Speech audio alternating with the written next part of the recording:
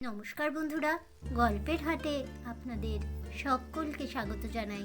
বন্ধুরা, গল্পের হাটে আমার আজকের নিবেদন বিভূতিভূষণ বন্দ্যোপাধ্যায়ের রচিত ছোট গল্প সুলেখা। গল্পটি শুনে ভালো লাগলে অবশ্যই ভিডিওটি লাইক, কমেন্ট, শেয়ার আর আমার চ্যানেলটিকে সাবস্ক্রাইব করে দেবেন। তাহলে চলুন বন্ধুরা, গল্পটি শুরু করা যাক। গল্প পাঠে আমি বৈশালী, আর আপনারা শুনছেন আজকের গল্প সুলেখা। অজপাড়া গাঁয়ের পথে যখন গাড়ি ঢুকলো তখন সুলেখার কান্না এলো। এই সে কলকাতায় স্কুলে কলেজে পড়েছিল, এই পাড়া গাঁয়ে শ্বশুরবাড়ি হবে, যত অশিক্ষিতদের মাঝখানে দিন কাটাতে হবে। কলকাতার নীলিমাদের বাড়ি গিয়ে প্রতি সন্ধ্যায় চায়ের আড্ডা, সেখানে জগদীশ বড়ুয়া ও হিরণময় মিত্র সম্বন্ধে আলোচনা, ভয়েল কাপড়ের জরির ধারে কি রঙের পাড় সেলাই হবে এ সম্বন্ধে গভীর গবেষণা। গৌরীদের বাড়ি গিয়ে রেডিওতে নতুন নতুন গান শোনা। সব শেষ হয়ে গেল। গানের সে ভীষণ ভক্ত, ভালো গান শুনতে পেলে আর কিছু সে চায় না। এসবের এই পরিণতি। এই জন্যে কাকা তাকে স্কুলে দিয়েছিলেন, না দিলেও পারতেন। আরো অল্প বয়সে বিয়ে দিলেও চলতো, তার চোখ ফুটবার আগেই। কথাটা সে কাউকে বলতেও পারলে না। বলতে পারলে বোঝা নেমে যেত অনেকটা। স্বামীকে তার পছন্দ হয়েছিল। স্বামী শ্যামবর্ণ, অল্প বয়স, বিয়ে পাশও করেছেন। কিন্তু হলে কি হবে, তিনি বিদেশে চাকরি করেন। গল্পগুজব করবার জন্য তাকে পাওয়া যাবে না সব সময়। অশিক্ষিতদের মধ্যে অজ পাড়া গাঁয়ে একা একাই দিন কাটাতে হবে। মরে যাবে সে। নীলিমা কত দূরে পড়ে রইল। ও এবার আইএ পাশ করবে। সামনে কত আনন্দ ভরা মুক্ত জীবন। সে আটকে গেল ক্ষুদ্র জলাশয়ের জল ঝাঁঝির দামে। জীবনের গতি ওর বন্ধ হয়ে গেল। সন্ধ্যা হয়েছে। একটি জীর্ণ একতলা বাড়ির সামনে ওদের গাড়ি এসে পৌঁছল। কতগুলো প্রাচীন, কতগুলো পাড়া গেঁয়ে বউ। তাদের মুখে চোখে না আছে বুদ্ধির দীপ্তি, না আছে কিছু। তারাই এসে সুলেখার চারিধারে ভিড় জমালে। কলকাতার বাসাতেই বউ ভাত হয়ে গিয়েছিল। কোনো আচার অনুষ্ঠান বাকি ছিল না। থাকলে আরো বিরক্তিকর হয়ে উঠত ব্যাপারটা। স্বামীর ছুটি নেই। তিনি তাকে পৈতৃক বাড়িতে প্রাচীনদের হাতে পৌঁছে দিয়েই সরে পড়লেন। মিলিটারি চাকরি, বিশেষ ছুটি ছাটা নেই। যদি সময় পান পুজোর সময় আসবেন বলে গেলেন। স্বামীর চলে গেলে সুলেখা কান্নায় ভেঙে পড়ল। একেবারে নিঃসঙ্গ হয়ে গেল সে। কিভাবে দিন কাটবে এখানে বুড়িদের মধ্যে, যারা বাইরের জগতের কোনো সংবাদ রাখে না, এমন তিনকাল গিয়ে এককালে ঠেকা দন্তহীন বুড়িদের মধ্যে? টাকা ছিল না কাকার, নতুবা শহরে বিবাহ হতো। যাক সে কথা, ছেলে দেখে বিয়ে দেওয়া। ছেলে সত্যিই ভালো।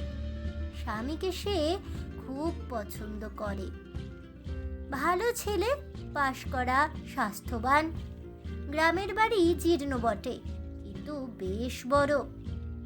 অনেক নাকি জায়গা জমি আছে, প্রজাপত্তর আছে, আগান বাগান, পুকুর, বাঁশঝাড় সব আছে। বনেদি সেকেলে গৃহস্থ। তবে ওই যা কথা, সেকেলে, একেবারে সেকেলেই। শাশুড়ি সুলেখাকে দিয়েছেন এক ছড়া ভারী সেকেলে মুরকিমালা হার। দিয়েই বলেছিলেন, বৌমা বড় পয়মন্ত জিনিসটা। আমার শাশুড়ি আমাকে এই হার দিয়ে আশীর্বাদ করেছিলেন, আমি তোমাকে দিলাম। আবার তুমি দিও তোমার ছেলের বউকে। জন্ম হয়েই স্ত্রী হও। আমার মাথায় যত চুল আছে ততদিন সমীর বেঁচে থাকুক। সুলেখা শাশুড়ির পায়ের ধুলো নিয়ে প্রণাম করলে। হার ছড়াটা ভারী বটে, কিন্তু একালে ও হার কেউ পরে? গৌরী কি ভাববে?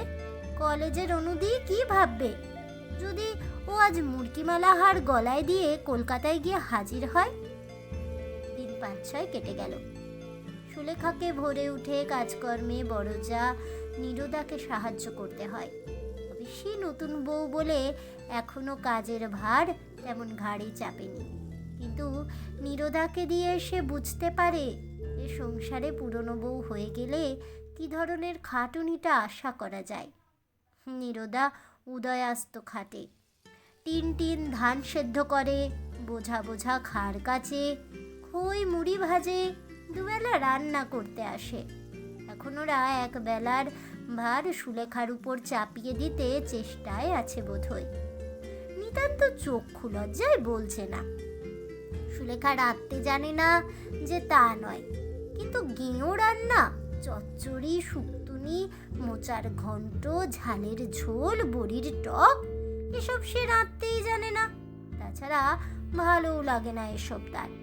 এভাবে জীবন নষ্ট করার কি মানে হয়? সুলেখা সুন্দরী মেয়ে, কলেজের থিয়েটারে গতবার মালিনীর পাঠ নিয়েছিল। সুশ্রী চেহারার জন্যে আর চমৎকার গানের গলার জন্যে যা মানিয়েছিল ওকে। গৌরীর মা টিস্যু শাড়ি পরিয়ে সোনার গহনা দিয়ে কপালে অলকা তিলকা এঁকে ওকে নিজের হাতে সাজিয়ে দিলেন। ইংরেজি অধ্যাপিকা তরুণী উষাদি গ্রিন রুমে এসে ওকে কিভাবে অভিনন্দিত করলেন, এসব কথা তো আর বছর রবীন্দ্র জন্মোৎসবের দিনের। আজ মনে হচ্ছে কতকাল সেসব দিন শেষ হয়ে গেল। এর চেয়ে তার নাই বা বিয়ে হতো, থাকতো সে উষাদির মতো, নলিনীদির মতো, মিস সেনের মতো, মিস বিধুবালা গাঙ্গুলির মতো অবিবাহিতা। হাতে ভ্যানিটি ব্যাগ ঝুলিয়ে খাটো ছাতা হাতে ট্রাম ধরতে ছুটতো বেলা 10:30টায়। যেখানে খুশি তুমি যাও, সিনেমা দেখো, নাচ গানের জলসা দেখো, ফার্স্ট ক্লাসে নিউ এম্পায়ার, কি মজা। সকালবেলা ওর বড় যা এসে বললে, রাঙা বউ, এক কাজ করতে হবে যে। সুলেখা বললে, কি দিদি? কলাইয়ের ডাল নষ্ট হয়ে যাচ্ছে, এগুলো ছাদে নিয়ে গিয়ে রোদে দাও, তারপর বেলা পড়লে ঝেড়ে তুলতে হবে, বুঝলে? বেশ, পারবে তো? করিনি কখনো, তবে চেষ্টা করব। সুলেখা ডাল ছাদে দিয়ে এসেছে, তারপর আর ডালের কথা ওর মনে নেই। দুপুরে আহারের পরে একটু শোয়া মাত্র ওর ঘুম এসেছে। বেলা 2টোর সময় কালো ভোমরার মতো মেঘ করে নেমেছে ঝুমঝুম জল। ও অঘরে ঘুমোচ্ছে তখন। ঘুম যখন ভেঙেছে তখনও সমানে বৃষ্টি হচ্ছে। শ্রাবণ মাসের বৃষ্টি খানা ডোবা ভর্তি করে ফেলেছে 2 ঘন্টার মধ্যেই। সুলেখা উঠে চোখ মুছতে মুছতে জানালা দিয়ে দেখে অবাক হয়ে গেল। বৃষ্টির এমন রূপ সে শহরে দেখেনি কখনো। বকুল গাছের গুড়িটা কালো দেখাচ্ছে বৃষ্টির ধারায়। ছাতারে পাখিগুলো অঘরে ভিজছে।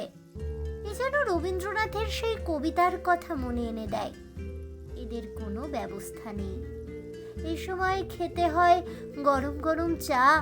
সে নতুন বউ, চা তৈরি করতে যেতে পারে না, কিন্তু কারো কি সেদিকে দৃষ্টি আছে? না কেউ কিছু বোঝে? ও মা গো, ওদের বাড়ির বুড়িটা কি করে ভিজছে এই জলে! নারকোল পাতা কুড়ুতে পাড়া গাঁয়েদের কাণ্ডই আলাদা। এমন সময় ওর যা ঘরে ঢুকে বললে, রাঙাবু, ডালগুলো তুলেছিলে ছাদ থেকে? সর্বনাশ, সে কথা একদম মনে নেই সুলেখার। লজ্জায় তার সুন্দর মুখ লাল হয়ে উঠল।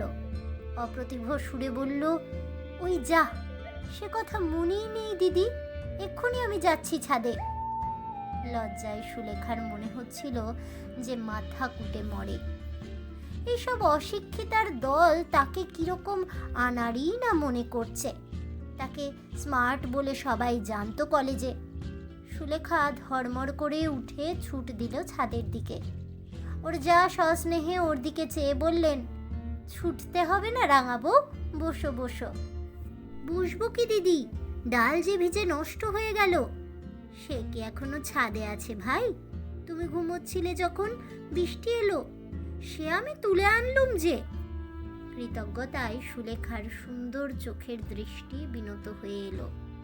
সত্যি ভালো লোক বটে তার যা, মজা দেখবার মতো নয়। ও বললে, বাঁচলুম দিদি, ধন্যবাদ। তুমি আমাকে লজ্জার হাত থেকে বাঁচালে। সুলেখার যা মুখে কাপড় দিয়ে হেসে বললে, রাঙা বউয়ের থিয়েটারি ধরনের কথা শুনে হেসে মরি। এ একটা মস্ত বড় পরাজয়ের দিন বলে সুলেখা মেনে নিল। ডাল তখনও তোলেনি সে, অত শত তার মনে থাকে না পাড়া গাঁয়ের লোকের মতো। সেদিন সন্ধ্যাবেলা ও পাড়ার কামিনী এসে বললে, কি হচ্ছে গো বৌদিদি? চুল বাঁধছি, এসো ঠাকুরজি, চুলের দড়িটা ধরো তো। গান করবে? সন্ধেবেলা গান করলে শাশুড়ি আমায় ভালো চোখে দেখবেন। একেই তো আনাড়ি হয়ে আছি এ বাড়ির মধ্যে। সে হবে না ভাই, তবুও তুমি আজ প্রথম বললে গানের কথা। কেউ বলেনি বুঝি তোমায় বৌদিদি? কে আর বলছে? এই সময় সন্ধ্যার অন্ধকার নেমে এলো ঘন হয়ে। কামিনী চলে যাওয়ার জন্যে বাইরে এসে দাঁড়ালো। বললে, চলি আজ বৌদিদি, আর একদিন আসবো। এক পশলা বৃষ্টি হয়ে গিয়েছে সেদিন বিকেলে। সুলেখার ঘরের জানালার ঠিক বাইরে নেবু গাছে নেবু ফুল ফুটেছে। বৃষ্টি সজল অপরাহ্নের বাতাসে ভুরভুরে নেবু ফুলের গন্ধ। বড়জা নীরদা ওর ঘরে ঢুকে বললে, কি হচ্ছে রাঙা বউ? আসুন দিদি। কি আর হবে, এমনি বসে আছি। রান্নাঘরে চলো, দুটো ডাল ভাজবো, তুমি বসে বসে কুলোয় ঝাড়বে। আচ্ছা দিদি। সব সময় কাজ তোমাদের ভালো লাগে? একটু অন্য রকমের কাজ, একটু ভালো কাজ। নীরদা হেসে বললে, সময় নেই ভাই, দেখছো তো সংসারের কাজ নিয়ে বেহাতি, ওরই মধ্যে সময় করে নিতে হয়। বিরক্তিতে সুলেখার মন ভরে উঠল। এমন সব অশিক্ষিতদের মধ্যেও সে এসে পড়েছে। এরা শুধু জানে ডাল ভাজতে আর ভাত রাঁধতে, শুধু খাওয়া আর খাওয়া। নীরদা বললে, তুমি তো রাঙা বউ নতুন এসেছ, এখন প্রথম প্রথম তোমার খারাপ লাগবে, এরপর এই আবার ভালো লাগবে, তখন অন্য কিছুতে মন যাবে না। সুলেখা মনে মনে বললে, সেদিন আমার জীবনে হঠাৎ না আসুক। চক্ষু লজ্জার খাতিরেও ওকে গিয়ে ডাল ঝাড়তে বসতে হলো রান্নাঘরে। 2 ঘন্টা সে কি খাটুনি! নীরদা ডাল ভেজে দিচ্ছে, আরও আনাড়ি হাতে কুলোতে ঝাড়ছে। অনেক রাত্রে ঘুম চোখে সুলেখা এসে যখন বিছানায় শুয়ে পড়ল, তখন তার মন অবসাদেও ক্লান্তিতে ভেঙে পড়েছে। কি কর্মফলে এমন সংসার সে এলো! অনেক রাত্রে সেদিন ঘুম ভেঙে উঠে সুলেখা শুনলে কে গান গাইছে। সুলেখা উৎকর্ণ হয়ে শোনার চেষ্টা করলে গুনগুন করে কে গান বাজছে, নিপুণ কণ্ঠের আলাপ। ও ভাবলে, বারে, এমন জয় জয়ন্তী আলাপ করে কে? সুলেখা নিজে গায়িকা, সে বুঝলে যে এই গুনগুন সুরে আলাপ করছে সে দারুণ গায়িকা। সুলেখা অমন আলাপ করতে পারলে নিজেকে ওস্তাদ মনে করত।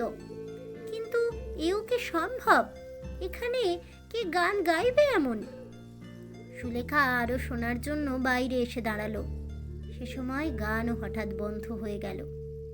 যে গাইছিল সে অন্যমনস্কভাবেই এক টুকরো গান অল্প সময়ের জন্যে গাইছিল, ঠিক গান গাইবার জন্যে নয়। সুলেখা ঘুম ও বিস্ময় জড়িত চোখে এসে শুয়ে পড়ল। সকালে উঠে ঘটনার কথা ওর মনে ছিল না, কিন্তু একটু বেলা পড়লেই মনে এলো রাত্রের সেই অস্পষ্ট জয় জয়ন্তীর সুর। তক্ষুনি সে মন থেকে ঝেড়ে ফেলে দিলে সমস্ত ঘটনাটা। স্বপ্নের ব্যাপার হয়তো সমস্তটা। গ্রামের ওপাড়ায় সুলেখা কখনো যায়নি। এবার একদিন ওপাড়া থেকে কয়েকটি মেয়ে ওকে নিমন্ত্রণ করে নিয়ে গেল। তারা সকলেই এক বাক্যে সুলেখার রূপের প্রশংসা করলে, চা খেতে বসে রান্না বান্নার গল্প করলে। এরা চোখ থাকতে অন্ধ নাকি? এমন যে সুন্দর লাইলাক রঙের জরিপার শাড়ি পরে আছে সুলেখা, তার দিকে কারো চোখ গেল না। কেউ বললে না সে কথা। না বললে বিখ্যাত ছবি মায়ামুকুর সম্বন্ধে পুড়িয়ে খেতে একটা বাক্যে। সুলেখা ওদের কাছে মায়ামুকুরের গল্পটা করেছে। ওর সব গানগুলি সে গাইতে পারে, এ কথাও জানিয়ে দিয়েছে। অথচ গান গাইতে বললেও না তাকে কেউ। হিরণ্ময় মিত্রের গান সবগুলো কে জানে না হিরণ্ময় মিত্রকে, তার সুকণ্ঠকে। সুলেখার ইচ্ছে হলো এই মূঢ় অশিক্ষিতা মেয়েগুলোর সামনে একবার হারমোনিয়ামটা টেনে নিয়ে চাঁদের দেশের রাজকুমারীর কিংবা এবার ফাল্গুনে এলে এসো এসোর অপূর্ব সুরপুঞ্জে ঘর ভরিয়ে দেয়। কারণ যে বাড়িতে ওকে নিয়ে গিয়েছিল একটা ভাঙা হারমোনিয়াম ছিল সে বাড়িতে। একটি 11-12 বছরের ছোট মেয়ে বেসুরে একটা সেকেলে শ্যামা সঙ্গীত গেয়েছিল বোধহয়, তাকেই বিশেষ করে শোনাবার জন্যেই। এ গ্রামে কেউ বোধহয় খবর রাখে না যে সে একজন গায়িকা। বাড়ি ফিরে দেখলে ওর যা তালের বড়া ভাজবে বলে তালের রস বার করছে। ওকে দেখে বললে, রাঙা বউকে কোথায় নিয়ে গিয়েছিলে তোমরা? মেয়ের দল বললে, তুমি তো আর যাবে না বড় বৌদি, তুমি গেলেও বেশি আজ খুব ভালো হতো, আমাদের সে ভাগ্যে কি আর আছে? নীরদা বললে, বসো সবাই, তালের ফুলুরি খাবে। রাঙা বউ, তুমি তালের গোলাটা করো, আমি কড়াইয়ে তেল চড়িয়ে দিই। একটি ধামা বড়া ভেজে যখন ওরা উঠল তখন রাত 9টা। মেয়ের দল ইতিমধ্যে 2-10টা বড়া খেয়ে চলে গিয়েছে। সুলেখার এসব কাজ অভ্যেস নেই। ঠায় বসে থাকা রান্নাঘরের গরমে কতক্ষণ পোষায়? এরা শুধু জানে ভোজনের তরিবত করতে সকাল থেকে রাত 12টা পর্যন্ত। মনে পড়ল ওদের কলেজের এক অধ্যাপক বলেছিলেন, বাঙালির ঘরে রান্নার বন্দোবস্ত যে ধরনের, তাতে খাটুনি এবং আয়োজন যত বেশি, খাদ্যবস্তুর পুষ্টিকারক গুণ তত নেই। জিভে ভালো লাগানোর দিকে যত লক্ষ্য, খাদ্যের গুণাগুণের দিকে তত লক্ষ্য থাকলে আজ বাঙালির স্বাস্থ্য এত খারাপ হতো কি? বসে বসে শুধু নির্বোধের মতো একরাশ তালের বড়া ভাজা। ওর বড় যা রান্নাঘরে বসে ওকে বললে, রাঙা বউ, আমার ঘর থেকে গামছাখানা নিয়ে এসো না ভাই, গা ধুয়ে নি কুয়োতলা থেকে, বড্ড গরম লাগছে বড়া ভেজে। সুলেখা বললে, আলো আছে তোমার ঘরে? নেই। হারিকেনটা নিয়ে যাও ভাই। বড়জার ঘরে ঢুকে গামছা খুঁজতে গিয়ে সুলেখার চোখে পড়ল একটা জিনিস। ঘরের ছোট্ট টেবিলটার উপরে একখানা খাম পড়ে আছে। অল ইন্ডিয়া রেডিও ছাপা আছে তার উপরে। খামটাতে নাম লেখা আছে নীরজা সুন্দরী মিত্র, রায়গ্রাম, বাহিরগাছি পোস্ট, জেলা নদিয়া। তাড়াতাড়ি সে খামখানা খুলে ফেলে পড়লে 17ই অগস্ট তারিখে নীরজা সুন্দরী মিত্রের গান আছে রেডিওতে, তারই চিঠি ও কন্ট্রাক্ট ফর্ম। উল্টে পাল্টে দেখলে সুলেখা কোনো ভুল নেই কোথাও। নির্ঘাত রেডিও কন্ট্রাক্টের চিঠি, কিন্তু কার নামে? নীরজা সুন্দরী মিত্র কে? একটা অস্পষ্ট সন্দেহ ওর মনে জাগলো। তাই যদি হয়, তখনই সে রান্নাঘরে ছুটে এসে চিঠিখানা দেখিয়ে বললে, এ কার চিঠি দিদি? নীরজা সুন্দরী কে? ওর যা তাচ্ছিল্যের হাসি হেসে বললে, ধুর, ও আবার তুমি দেখতে গিয়েছ? আমারই নাম। নীরজা থেকে পাড়া গাঁয়ে সবাই বলে নীরদা। কিন্তু মিত্র কেন? ঘোষ হবে তো। বিয়ের আগের নামটাই চলে এসেছে রেডিও আপিসে, ওরা আর বদলায়নি। ও কিছু নয় ভাই, রেখে দে। ঠাকুরপোকে বারণ করে দিয়েছিলাম, নতুন বউকে এ কথা বলো না, আমার লজ্জা করে। তাছাড়া আমার দাদার বারণ ছিল, শ্বশুরবাড়ির গ্রামে এসব কথা জানালে কে কি বলবে। দাদা আমাকে গান শিখিয়েছিলেন কি না? হিরণ্ময় মিত্র নাম শুনেছ বোধহয়? বিখ্যাত গায়ক হিরণ্ময় মিত্রের ছোট বোন ও শিষ্যা সুগায়িকা নীরজা সুন্দরী মিত্র তার সামনে বসে তালের বড়া ভাজছে। সুলেখা শ্রদ্ধায় ও স্নেহে নিজের আঁচল দিয়ে বড়জার মুখ মুছে দিতে দিতে বললে, একদিন দিদি জয় জয়ন্তী গাইছিলেন, তাহলে আপনি অনেক রাতে? ঘুমের ঘোরে শুনে সেদিন পায়ের ধুলো দিন দিদি, তখন আমি ধারণাই করতে পারিনি। এতদিন বলা আপনার উচিত ছিল আমাকে, আমি কি করে জানবো? তাহলে বন্ধুরা, আমার আজকের এই গল্পটি শুনে কেমন লাগলো অবশ্যই আমাকে কমেন্টে জানাবেন। ভিডিওটি ভালো লেগে থাকলে লাইক শেয়ার করতে ভুলবেন না। আমার চ্যানেলের নতুন বন্ধু হয়ে থাকলে চ্যানেলটিকে সাবস্ক্রাইব করে দেবেন, পাশে থাকা বেল বাটনটি প্রেস করে রাখবেন নতুন গল্পের নোটিফিকেশন পাওয়ার জন্য। ফিরে আসছি পরবর্তী গল্প নিয়ে। ততক্ষণ সবাই ভালো থাকুন, সুস্থ থাকুন, আর অবশ্যই সঙ্গে থাকুন আর দেখতে থাকুন গল্পের হাট।